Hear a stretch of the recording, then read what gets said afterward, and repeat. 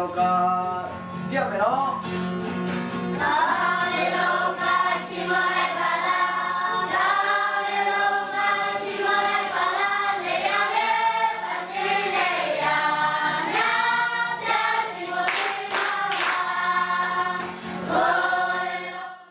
name is Curtis Bostic. I am the founder and the chairman of the board of directors of Remember.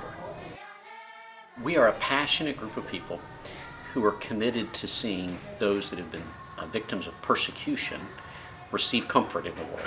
And so we go to some of the most desperate and dark places in the world, and we help widows and orphans of martyrs.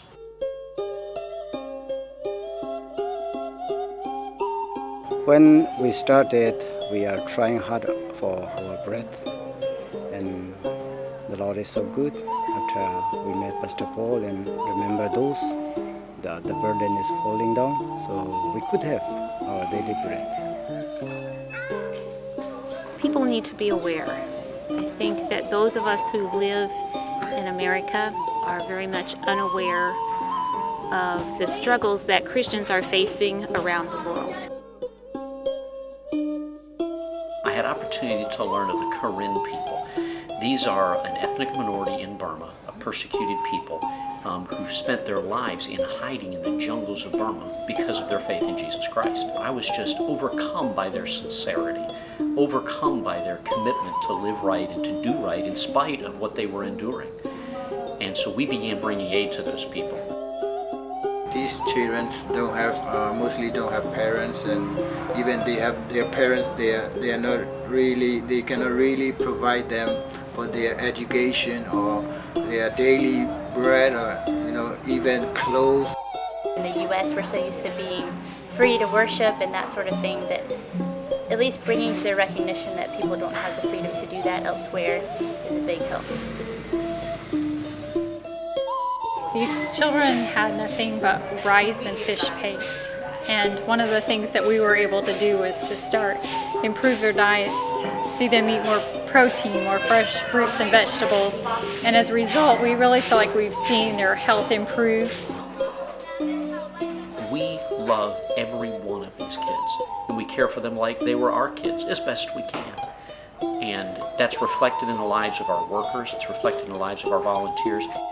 With Remember, we work very hard to see each child as an individual, to know their personal story, to know their personal needs, to know their personal desires and their joys.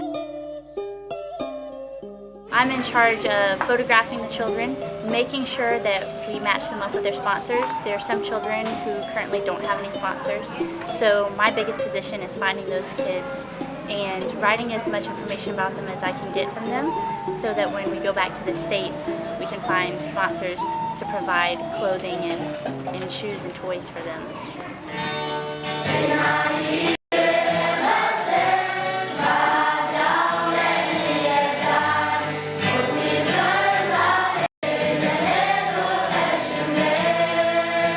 I get to play, and I love every minute of it. To come here and to introduce the kids to bubbles for the first time, and to just bat balloons with them, or to do crafts with them, and to just interact and see how they interact with each other, and to show them that love that Christ has for them in just ways that I can without being able to speak the language, without being able to express it verbally.